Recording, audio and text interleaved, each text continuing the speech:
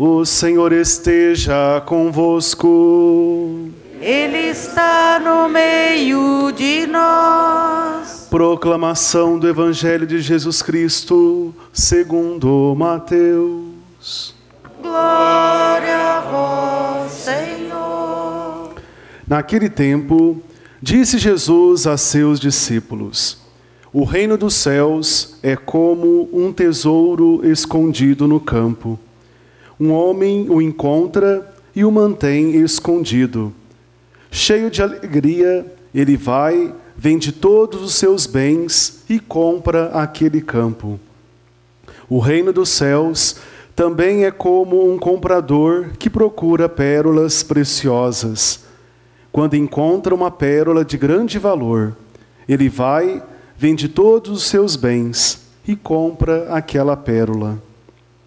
O reino dos céus é ainda como uma rede lançada ao mar e que apanha peixes de todo tipo. Quando está cheia, os pescadores puxam a rede para a praia, sentam-se e recolhem os peixes bons em cestos e jogam fora os que não prestam. Assim acontecerá no fim dos tempos. Os anjos virão para separar os homens maus dos que são justos, e lançarão os maus na fornalha de fogo, e aí haverá choro e ranger de dentes. Compreendestes tudo isso? Eles responderam: sim. Então Jesus acrescentou: assim, pois, todo mestre da lei, que se torna discípulo do reino dos céus, é como um pai de família que tira do seu tesouro coisas novas e velhas. Palavra da salvação. Glória a vós, Senhor. Como eu amo, Senhor, a vossa lei, vossa palavra. Queridos irmãos e irmãs, que bom estarmos unidos nesta noite para a celebração da Eucaristia, celebração esta que já marca para nós o 17º domingo do tempo comum. Este é o terceiro domingo que nosso Senhor Jesus Cristo tem nos revelado os mistérios, os segredos do reino dos céus, através de parábolas. Jesus sempre teve este cuidado de se fazer entender ou de ser entendido diante do anúncio da boa notícia do reino dos céus. Meus irmãos e irmãs, nosso Senhor hoje compara o seu reino como um tesouro escondido no campo.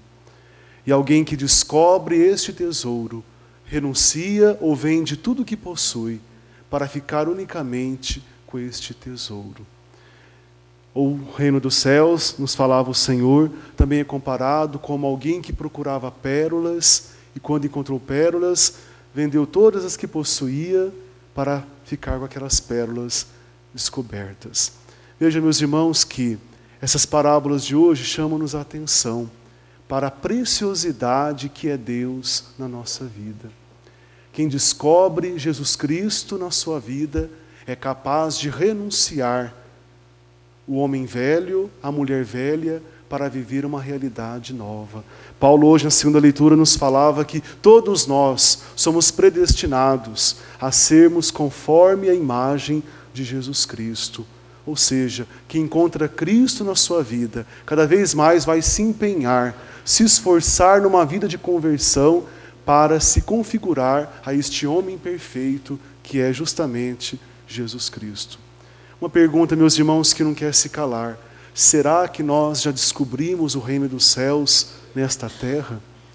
Será que nós já descobrimos Deus, Jesus Cristo, na vida? O que já fomos capazes de abrir mão, de renunciar, justamente porque nós descobrimos esta preciosidade que é Deus na nossa vida. Sabe, meus irmãos, tantas vezes nós somos impelidos, movidos na vida a pagar o mal com o mal. Porém, quando a gente aprende a relevar os defeitos, os pecados, os erros das pessoas, significa que nós descobrimos esta preciosidade, é este tesouro que é o reino dos céus. É impossível, meus irmãos e irmãs, nós continuarmos as mesmas pessoas depois de um encontro pessoal e profundo com Jesus Cristo. Aos poucos, como um barro nas mãos de um oleiro, Deus vai nos moldando, vai nos modelando, a fim de que nós alcancemos esta imagem perfeita que é Jesus Cristo. Porque, infelizmente, meus irmãos, o pecado, quando entrou e quando entra na nossa vida, ele ofusca a nossa semelhança com Deus. Nós não nos conhecemos quando estamos numa vida dissoluta, numa vida distante da graça e da amizade do Senhor. E é verdade. Muitas pessoas que de repente começaram bem a sua vivência cristã, sua participação na igreja, mas aos poucos foram se corrompendo, se iludindo com as seduções e com as coisas deste mundo. Nesse sentido, Salomão, o rei Salomão hoje, na primeira leitura, muito nos ajuda. Ele que estava prestes a assumir o reinado, governar o povo de Deus, que era o povo de Israel, suceder o seu pai, o rei Davi. Ele poderia, na sua pequenez, justamente por ser ser humano, tão jovenzinho, geralmente os jovens são sedentos das coisas da terra, poderia ter pedido muitas coisas, bens materiais, riquezas, mas não. O rei Salomão pediu o dom, a graça da sabedoria, para não se iludir, para não se corromper, para governar bem o povo de Deus, para saber discernir entre o bem e o mal. Ora, meus irmãos, quantas vezes, melhor dizendo, nós nos dirigimos ao Senhor por meio da oração, mas pedimos coisas para esta vida, pensando apenas no material. Aliás, vivemos hoje num mundo marcado por um contexto de mudança de época, não é mesmo? Onde os valores se inverteram. Tantas vezes nós somos movidos, somos impulsionados pelas coisas da terra, queremos acumular, queremos ter, possuir cada vez mais. E não participamos Deus na nossa vida, ou de repente nos dirigimos a Ele de forma interesseira, para que Ele satisfaça os nossos gostos, os nossos caprichos, as nossas vontades. Como é importante, meus irmãos, nós pedimos a Deus o dom da sabedoria, porque facilmente o nosso coração pode se desviar das coisas de Deus. Quantas pessoas começaram bem a sua caminhada cristã, mas se deixaram iludir pelas coisas do mundo. Claro, meus irmãos, essa é apenas uma constatação, não é um julgamento, porque quantas vezes nós fomos e somos essas pessoas. Nos deixamos levar pela grandeza, pelo espírito de grandeza. Temos ambição, ganância, orgulho, soberba, autossuficiência. Tudo isso por quê? Porque nos falta justamente a sabedoria para discernir o joio do trigo, para descobrirmos aquilo que realmente convém a um cristão. Claro, meus irmãos, não se trata de nós não termos bens materiais. O problema está quando o nosso coração se escraviza com os tesouros deste mundo, que podem ser roubados, podem acabar e acabam mesmo, e podem nos iludir. Nós somos cristãos, estamos de passagem neste mundo, porque a nossa pátria definitiva é junto de Deus, o reino dos céus. E o Senhor, meus irmãos, nos possibilita ou nos dá a graça de já nesta vida, já neste mundo, começarmos a saborear, a experimentar as alegrias do seu reino. Mas é uma descoberta. A parábola é uma grande catequese para nós hoje no Evangelho. Um tesouro que está escondido. A Eucaristia, meus irmãos, é o próprio Cristo no meio de nós. No véu do sacramento, o que é o pão, o que é o vinho. Mas o Senhor se digna a estar realmente presente na hóstia consagrada, no vinho consagrado. Um tesouro será apresentado para nós daqui a alguns instantes neste altar. Nós somos convidados, portanto, a lançar um olhar de fé para esta grande riqueza que nos vem do céu, que é o próprio Cristo Jesus. E por Ele, meus irmãos, sermos aos poucos modelados, transformados, melhorados. E animados por Cristo, pelo Cristo, meus irmãos, sejamos capazes de renunciar há tantas coisas neste mundo que nos impedem de experimentar a verdadeira alegria. Quantos santos e santas da nossa igreja, meus irmãos, e quantas pessoas do nosso convívio hoje nos dão e nos deram um belo testemunho de vida cristã. Podemos lembrar aqui Santo Antão, um homem na sua história de vida, um santo poderoso na intercessão, que na sua época, que viveu no mundo, ele foi capaz de renunciar ou vender todos os seus bens e dar aos pobres, e viver no deserto, como um mendigo, como um pobre.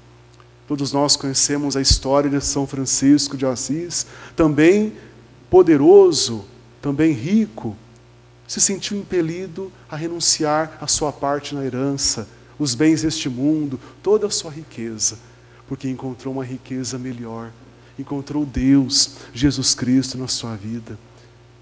Madre Teresa de Calcutá, Irmã Dulce, quantas pessoas do nosso convívio, meus irmãos, que nos dão e nos deram grande testemunho de vida cristã. Pessoas que de repente são perseguidas, injustiçadas, mas não pagam o mal com o mal. O que justifica isso, meus irmãos? Senão alguém que descobriu este tesouro, essa pérola preciosa. O que fundamenta, meus irmãos, um jovem que renuncia os prazeres deste mundo, ainda que ilícitos, permitidos, para se ingressar num seminário e responder a um chamado de Deus para viver uma vida consagrada a Deus e ao povo de Deus, através da vida religiosa, do ministério sacerdotal, ou mesmo uma jovem, senão alguém que descobriu uma pérola preciosa.